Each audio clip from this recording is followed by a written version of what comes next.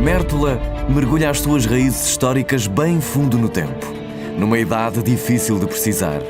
Na gênese e multifacetada construção da urbe, fundadores e construtores procuraram tirar o máximo partido da natureza e da topografia do local. Uma península alongada e escarpada, com 2 braços de água a envolvê-la em perpétuo abraço. O rio Guadiana, pelo lado nascente, profundo e largo, e a Ribeira de Oeiras, que corre sinuosa pelos lados sul e poente. As excepcionais condições de defesa que oferecia e o majestoso rio Guadiana a seus pés teceram o espírito do lugar e deram-lhe um caráter único. Durante cerca de 2 milénios, Mértola foi uma praça forte e imponente, de aspecto inexpugnável e um próspero entreposto entre o vasto território interior alentejano e os inúmeros portos do Mediterrâneo e do litoral atlântico com os quais comunicava. Foi destes mares que chegaram ao ritmo dos ventos da história as gentes e as mercadorias, os rituais e os credos, os saberes e os gestos que, em grande medida, moldaram a essência de Mértola. O castelo e a impressionante cintura de muralhas que envolve o casco urbano de Mértola resultam de construções sucessivas numa longa linha histórica que começa na Idade do Ferro e se prolonga até ao século XIX. Mas embora suceda no mesmo local a ocupações anteriores, das quais herdou estruturas e parte do seu traçado, o castelo é um edifício de raiz gótica, erguido em 1292, quando Mértola se tornou a primeira sede nacional da Ordem de Santiago. Os Cavaleiros de Santiago de Espada conquistaram Mértola no ano de 1238, pondo termo a cerca de 5 séculos de presença islâmica. Segundo rezam as crónicas, assaltaram primeiro uma torre na parte baixa da vila, tomaram a seguir a Alcáçova e só depois terão submetido toda a povoação. Para marcarem o seu domínio, os novos senhores adaptaram a mesquita ao culto cristão, arrasaram a zona residencial palatina e instalaram-se no Castelo Almóada.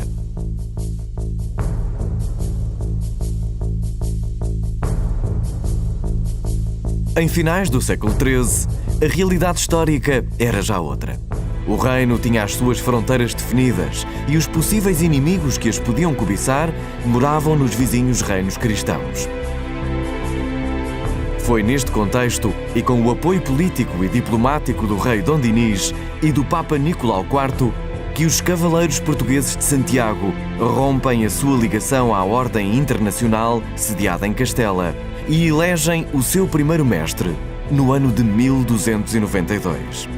A escolha recaiu em Dom João Fernandes, então comendador-mor de Mértola, que nesse mesmo ano conduziu a construção de um novo castelo para acomodar a primeira sede nacional da Ordem de Santiago de Espada. Adaptado à topografia irregular e aos acentuados declives do local, o castelo apresenta planta em forma de trapézio, com torres nos ângulos, muralhas de grande elevação e espessura e adarves largos.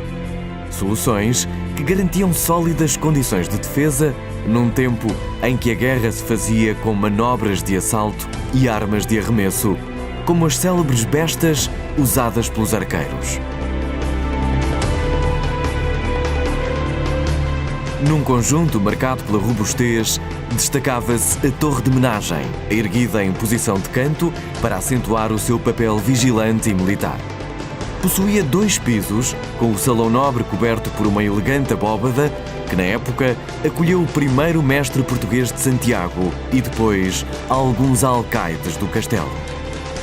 A entrada no recinto, desde sempre o ponto mais vulnerável dos castelos, era defendida por um bastião avançado, estrutura complexa que dispunha de uma torre na retaguarda e 2 a ladear a porta principal, à qual se seguia um acesso, em cotovelo, até uma segunda porta, dispositivo herdado da época almohada.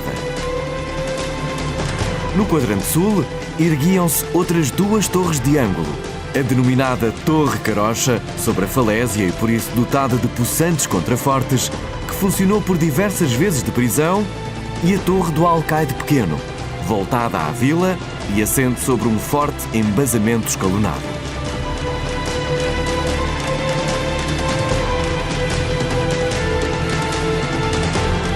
O castelo que hoje observamos é uma pálida imagem do que foi construído e vivido pelos Cavaleiros de Santiago, que chegou até nós após um longo processo de transformações e de arruinamento das suas estruturas e edifícios. É possível, não obstante, visualizar a morfologia e a organização que o castelo possuía em inícios do século XVI, a partir dos desenhos traçados em 1509 por Duarte de Armas, escudeiro da Casa Real, que nessa época retratou os principais castelos da fronteira terrestre portuguesa. Da perspectiva de Mértola, do lado poente, destacam-se os volumes do conjunto fortificado e a sua implantação no terreno.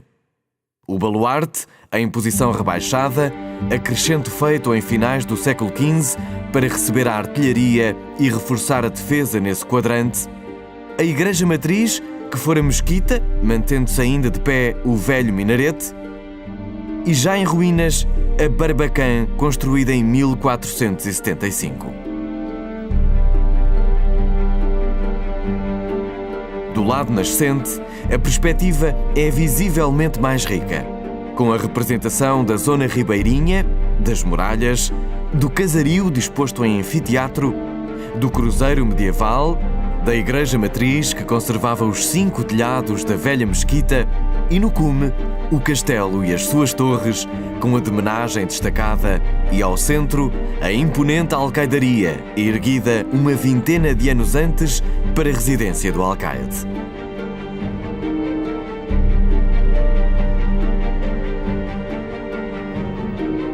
Partindo da planta do conjunto, ficamos com uma imagem bem próxima de como o castelo se organizava, com o recinto de muralhas fortalecido nos ângulos por torres e os edifícios em que tinha lugar a vida cotidiana, como a casa do alcaide-mor, de duplo piso e escadaria central, a cisterna, as cozinhas, os quartéis, as cavalariças e a Capela de Santiago, que sacralizava e defendia simbolicamente o lugar.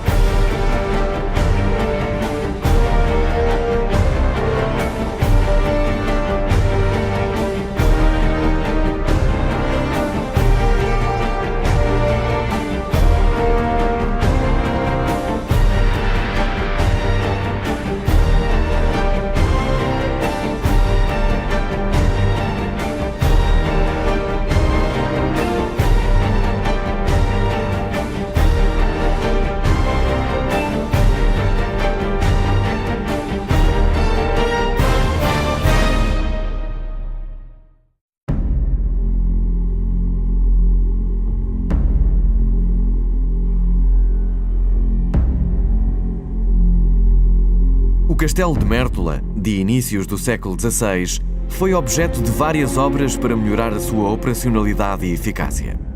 Isto numa época em que o progressivo apuro das armas de fogo começava a alterar profundamente as regras da arte da guerra. E o mundo, a partir de então, não voltaria a ser o mesmo. Na organização e composição dos exércitos, na estratégia militar e no modo de fortificar. No entanto, se o troar da artilharia moderna ditou o fim da era histórica dos castelos, não significa dizer que tenham perdido a sua importância militar, como sucedeu com o castelo de Mértola, que se manteria inscrito no mapa estratégico do território, acompanhando, mais ou menos de perto, os conflitos que marcaram a história militar do país, das guerras da Restauração, entre 1641 e 1659, À Guerra Civil, de 1828 a 1834, passando pelas violentas invasões napoleónicas de 1808 a 1810.